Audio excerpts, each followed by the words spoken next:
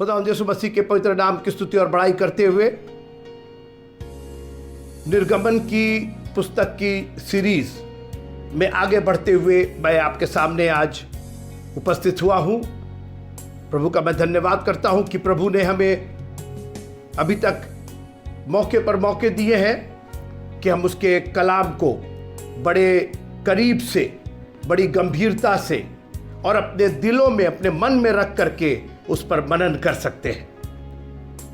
अभी तक हमने उत्पत्ति को देखा और निर्गमन में हम आज 20वें अध्याय पर हैं और निर्गमन का यह 20वां अध्याय 10 हुकुम का भी अध्याय कहलाता है।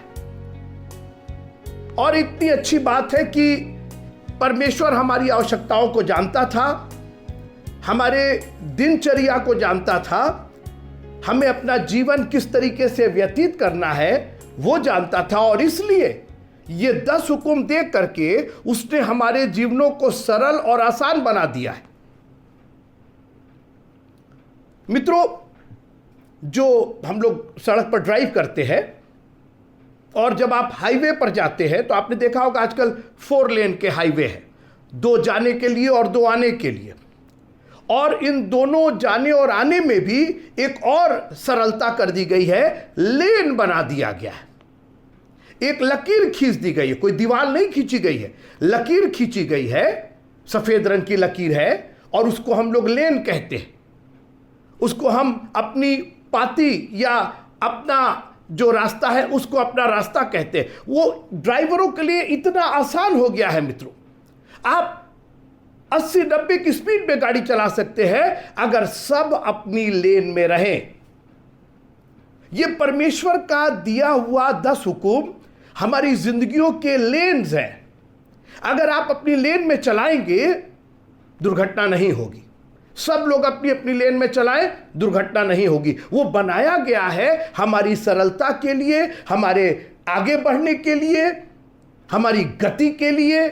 मित्रों, आप इस 10 हुकुम को भारी में मत लीजिए, आप इसको ऑब्स्टिकल या रुकावट मत समझिए। ये 10 हुकुम हमारी जिंदगियों के लेन्स हैं और जब आप इनमें ड्राइव करते हैं सुरक्षित और समय पर पहुंचते हैं। अभी तक हमने 7 हुकुम देखे और आज हम 8वें हुकुम पर थोड़ी देर के लिए मनन करेंगे। और 8वां हुकुम है, तू चोरी ना करना। तू चोरी ना करना, Thou shalt not steal। अब मैं थोड़ा सा इस पर खुलासा करना चाहता हूं कि ये जो चोरी है वो है क्या। चोरी वास्तव में एक प्रक्रिया है, एक प्रवृत्ति है जो कहीं से उत्पन्न होती है और फिर आकार और प्रकार में दिखाई देती है। चोरी की एक परिभाषा कि जो आपका नहीं है वो जब आप ले लेते हैं बगैर दूसरे की अनुमति के, वही चोरी है। फिर से सुनिए, जो आपका नहीं है, जिसके लिए आपने कुछ मूल्य नहीं दिया, जिसके लिए आपने कोई परिश्रम नहीं किया, जिसके लिए आपको अनुमति नहीं दी गई, जब वो चीज आप बिना पूछे, बिना किसी की जानकारी में लाए ले लेते हैं और उस पर अपना अधिकार जताते हैं, तो वही चोरी हो जाती है। जो आपका नहीं है, आपने उसके लिए कोई मेहनत नहीं की, कोई मूल्य नहीं चुकाया। देखिए, हर चीज का मूल्य है, हमें भी खरीदा गया है, यीशु मसीह ने अपने लहू दे के खरीदा है। हर चीज की एक कीमत है, उसने दाम दे करके हमें छुड़ाया है। बाइबल स्पष्ट रूप से कहती है कि हम दाम दे करके बोल लिए गए हैं, इसलिए अपने शरीरों के द्वारा उसकी महिमा करो। तो जैसा मैंने कहा कि चोरी जो आपकी चीज नहीं है, जिस पर आपका अधिकार नहीं है, जिसकी आपने अनुमति नहीं ली है, वो जब आप ले लेते हैं तो वो चोरी कहलाती है। अब प्रश्न इस बात का है कि ये चोरी की जो प्रवृत्ति है, जो आपके मन में जो भाव आता है, ये आता कहां से? ये क्यों चोरी करने के लिए मन कहता है? कभी कभी हम बाध्य होते, मजबूर होते हैं जिसको कहते हैं, और उसका उत्तर केवल एक, हमें प्रभु पर भरोसा नहीं। बहुत गंभीर चर्चा मैं कर रहा हूं, मैं चोरी से शुरू कर रहा हूं, मेरा विषय चोरी है, तो चोरी ना करना। लेकिन आखिर मैं आपको हेल्प करना चाहता हूं। परमेश्वर का वचन मेरे पांव के लिए दीपक, मेरे पथ के लिए उजियाला है। जब इसकी रोशनी में चलते हैं तो ठोकर नहीं खाते। वही मैं करना चाहता हूं कि आपको और हमको ठोकर ना लगे, हम चोरी की प्रवृत्ति से बचें। तो ये चोरी की प्रवृत्ति आती कैसे है? जब हम प्रभु पर भरोसा नहीं करते।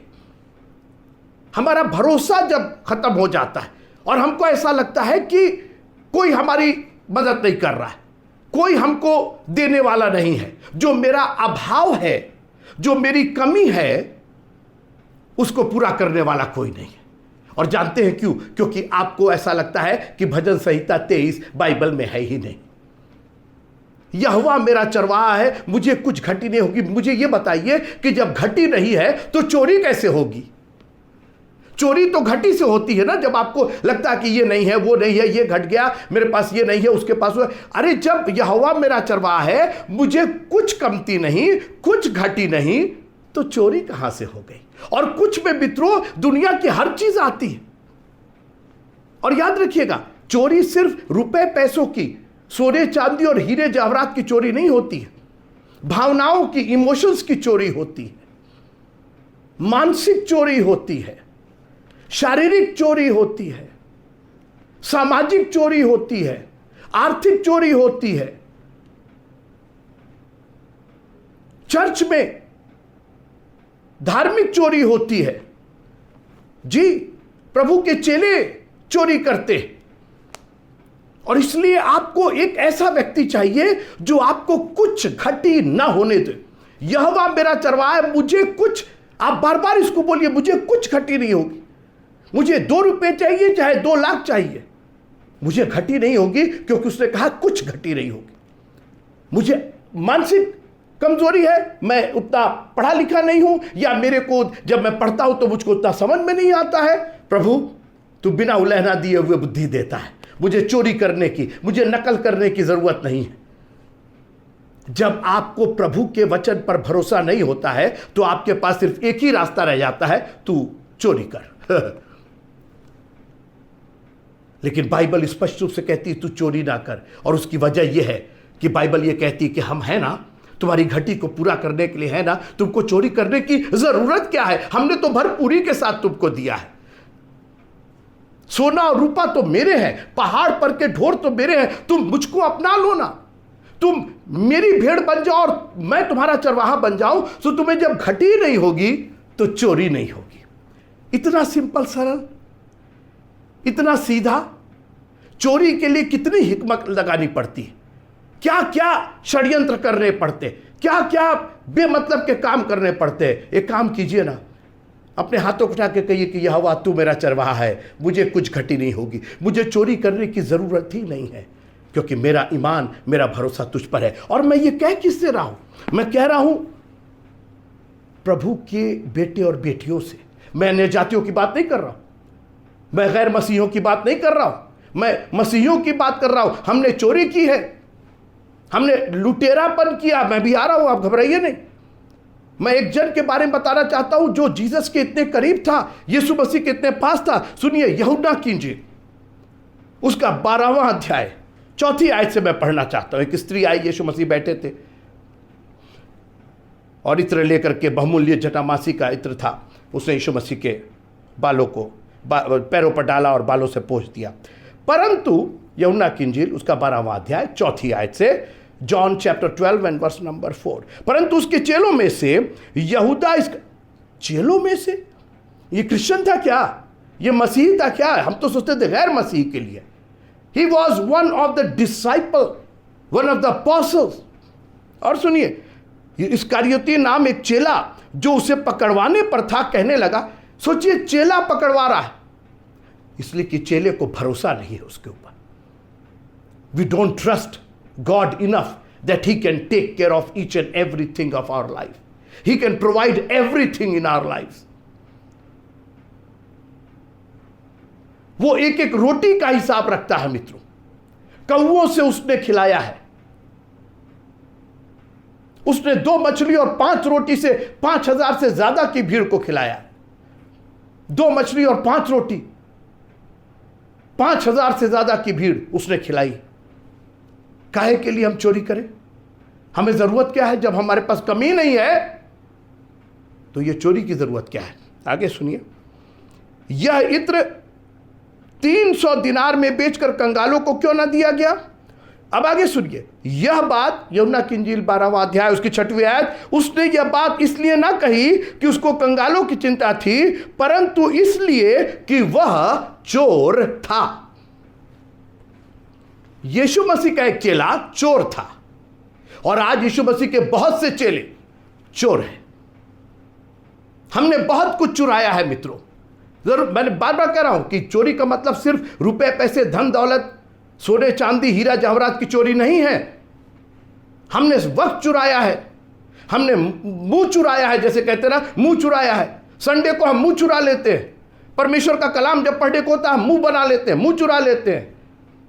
एक चेला, ये धार्मिक चोर था, चेला था, यीशु मसीह के करीब था, वहीं पर उस घटना को देख रहा था सामने। इतनी बड़ी घटना थी, कभी उसकी चर्चा करेंगे, इतनी बड़ी घटना थी, और उसको कुछ और फिक्र थी क्योंकि वो चोर था।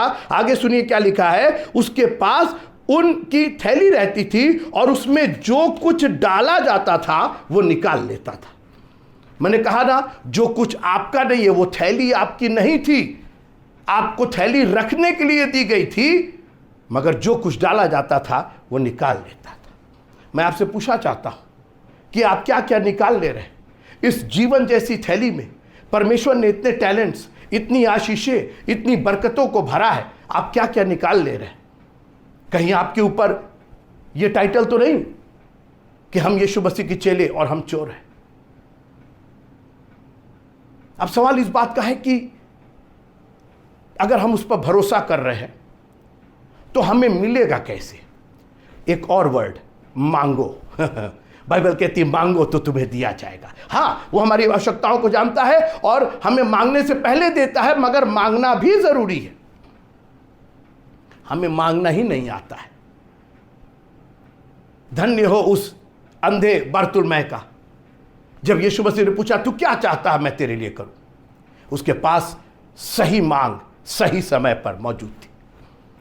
पता नहीं मैं होता तो क्या मांगता, एक कटोरा दिलवा दीजिए, एक कंबल दिलवा दीजिए, एक अच्छी जगह बैठने को देखिए, हम लोग की यही मांग है। उसने कहा आसमान और ज़मीन का खालिक और मालिक, मेरे अंग अंग के रचने वाला मालिक मेरे सामने मौजूद है, और मैं कटोरा और कंबल की बात करूं? उसने कहा देना है खुदावंद तो मेरी आंखें दे दीजिए, मैं देखना चाहता हूं, और सबसे पहले मैं तुझे देखना चाहता हूं। आज मांगिए ना। आप कहिए मैं मांगता तो हूं, सुनिए मेरी बात, हम मांगते हैं और पाते क्यों नहीं? याकूब की पत्री उसका 4था अध्याय, James, book of James chapter 4, और सुनिए क्या लिखा है। तुम मांगते हो, तीसरे पद में, book of James chapter 4 and verse number 3, याकूब की पत्री उसका 4था अध्याय और 3री आयत। तुम मांगते हो और पाते नहीं, इसलिए कि बुरी इच्छा से मांगते हो ताकि अपने भोग विलास में उड़ा दो। मुझे तो उसकी मांग बड़ी अच्छी लगती है, जो एक लेडी थी, एक बांझ स्त्री थी, और उसका नाम हन्ना था। उसने कहा आज मांगते हैं, और पूरे विश्वास के साथ उसने कहा अगर तू मुझे बेटा देगा तो मैं उसको मंदिर में दे दूंगी। अपने भोग विलास के लिए नहीं, आज बेटा देगा तो डॉक्टर और इंजीनियर सब माँ इसी में परेशान है, क्या बना दे अपने बच्चे को। काश कि कोई माँ कहे तेरे भवन में मैं अपने बच्चे को दे दूंगा, अपनी बच्ची को तेरे लिए मैं अर्पित कर दूंगी। ठीक है, वो बच्चा क्या करता है वो जाने, लेकिन मेरा मन यह है कि ये प्रभु की सेवा करे, ये मंदिर की सेवा करे, ये प्रभु के लोगों की सेवा करे। चोरी नहीं होगी मित्रों जब आप सही तरीके से मांगेंगे। जब बरतुल्मै को आंखें मिल गई तो उसे कुछ और करने की जरूरत ही नहीं थी, उसके पास तो जहान मिल गया। कहते ना आंखें हैं तो जहान है। मैं आपसे पूछना चाहता हूं, कितनी घटी है आपके पास, कितनी कमी है आपके पास? आप कहेंगे क्या मतलब, इसीलिए तो चोरी हो रही है। आप समय की चोरी कर रहे हैं, 2 घंटा 2.5 घंटा आप प्रभु के चरणों में बैठ नहीं सकते, हर दिन आप चोरी कर रहे हैं। और एक जो सबसे बड़ी चोरी है वो मलाकी की पुस्तक, मेरे साथ आइए, मलाकी की पुस्तक मैं इसको कह के ख़त्म करना चाहता हूँ। मलाकी की पुस्तक और उसका मैं पढ़ूँ, मलाकी की पुस्तक उसका 3रा अध्याय और 8वीं आयत। क्या मनुष्य परमेश्वर को धोखा दे सकता है? देखो तुम मुझको धोखा देते हो तो अभी पूछते हो हमने किस बात में तुझे लूटा है। मैं अन्य जातियों की बात नहीं कर रहा हूं मित्रों, ये हम मसीहियों की बात है, ये हमारे चर्च मेंबर्स की बात है। इस पर तो इतनी बहसें होती हैं, इतने आर्ग्यूमेंट्स होते हैं। आगे सुनिए, हमने किस बात पे तुझे लूटा है? दशमांश और उठाने की भेंटों में तुम पर भारी शाप पड़ा है, क्योंकि तुम मुझे लूटते हो। हम लुटेरे हो गए, चोर तो छोड़िए, हम सिर्फ चोर नहीं, हम तो लुटेरे हो गए हो। तुम मुझे लूटते हो, वरन सारी जाति ऐसा करती है। सारे दशमांश भंडार में ले आओ कि मेरे भवन में भोजन वस्तु रहे। और सेनाओं का यहोवा यह कहता है कि ऐसा करके मुझे परखो कि मैं आकाश के झरोखे तुम्हारे लिए खोलकर तुम्हारे ऊपर अपरंपार आशीष की वर्षा करता हूं कि नहीं।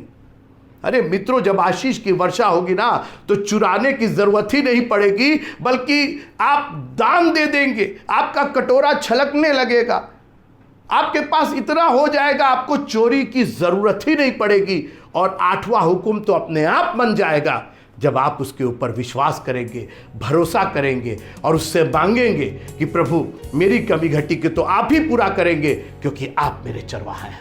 और जब आपकी कमी घटी पूरी हो जाएगी तो चोरी भी बंद हो जाएगी और आप बड़े शान से कह सकेंगे, मैं चोर नहीं हूं, मुझे जरूरत नहीं है चोरी करने की, क्योंकि यहोवा मेरा सारा खर्चा उठाता है, यहोवा मेरी सारी कमी को पूरा करता है, यहोवा मेरे शरीर को स्वस्थ रखता है, यहोवा मेरे मानसिक संतुलन को बनाए रखता है, मेरे अंदर वो जी में जी ले आता है।